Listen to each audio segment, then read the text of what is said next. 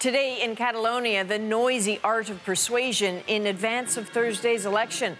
That vote will steer the fate of the Spanish region, where some people yearn for independence. In October, the semi-autonomous Catalan parliament voted to leave Spain. That led the Spanish prime minister to just throw out the regional government and call this week's election. So the tensions there are fresh and very much in flux, but they also have roots in a long-ago conflict. The Spanish Civil War and its fascist aftermath were brutal for the Catalans. Their language and culture were suppressed, and they were among the tens of thousands of people put to death to quell dissent. Tonight, Margaret Evans shows us how the ghosts of that war may guide the living. Silent testimonials from the past emerging from earthen layers in the hills of Catalonia, long buried but not forgotten. These are the bones of men and at least one woman who died near the town of Solares during the Spanish Civil War in the 1930s. It's one of an estimated 2,000 mass graves across Spain dating back to that era and the fascist dictatorship of General Franco that followed. It is the biggest one that we have intervened here in Catalonia, and that also we find soldiers from both sides. Site anthropologist Diego Lopez believes there are about 100 skeletons buried here in 4 rows of trenches.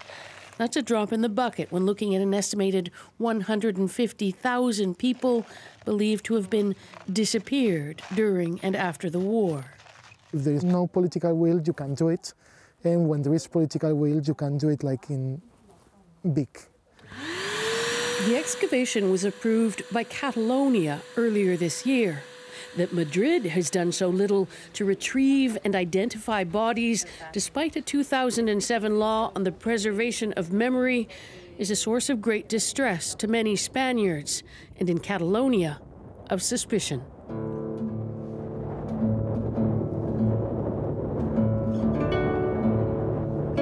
Corbera d'Ebre, about 50 kilometers from Solares. It was destroyed in 1938 in one of the bloodiest and most decisive chapters of the war. Volunteer international brigades, including one from Canada, fought with the Republicans against Franco. Today, it is a preserved site. Ramon Girone's father fought against the fascists. For him, the past seems close. Most of the people in the Spanish government come from the families that were supporting Franco, he says. They've never liked Catalonia much. Many Catalonians share that view. A Christmas market in Barcelona, the Catalonian capital. All the colors of the festive season are on display with a new addition, yellow, a ribbon worn for separatist leaders jailed or in exile after staging a referendum deemed illegal by Madrid in October. Catalonia's autonomy was revoked, separatist leaders arrested, and new elections called for December 21st. Merry Christmas. Gel Bonet hangs a flag bearing a picture of men known here as the two Jordis, Jordi Sanchez and Bonet's husband, Jordi Cuixart.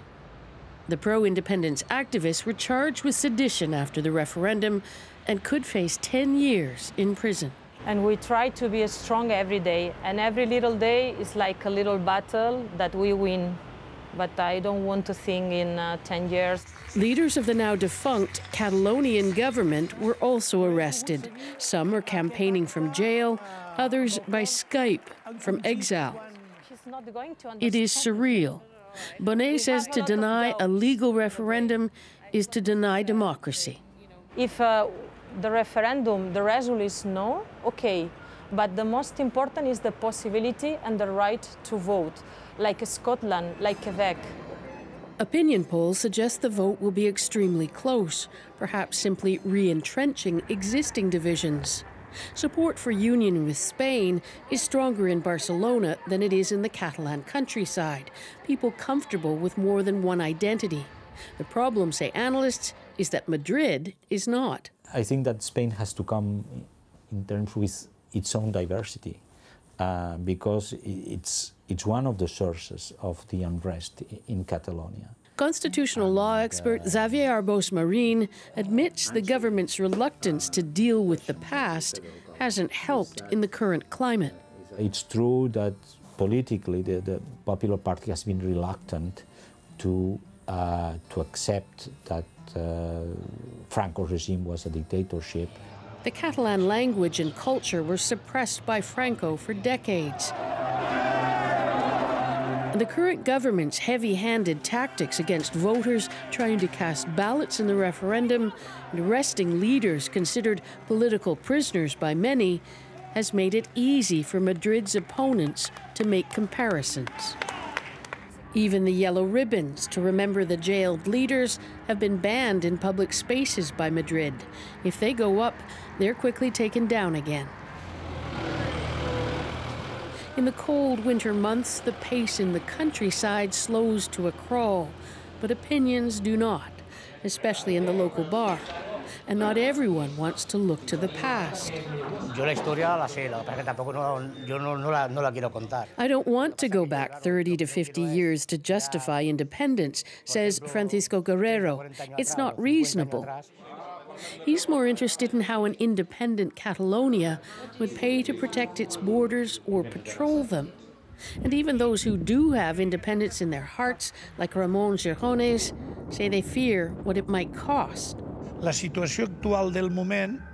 The current situation is very difficult, he says.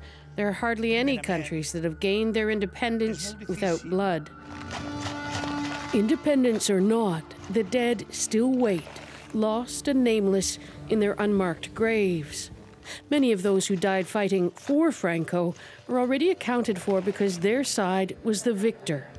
Not so for his victims. Those who would see them find their way home at last say sometimes you need to reopen the past in order to close it. Margaret Evans, CBC News, Catalonia.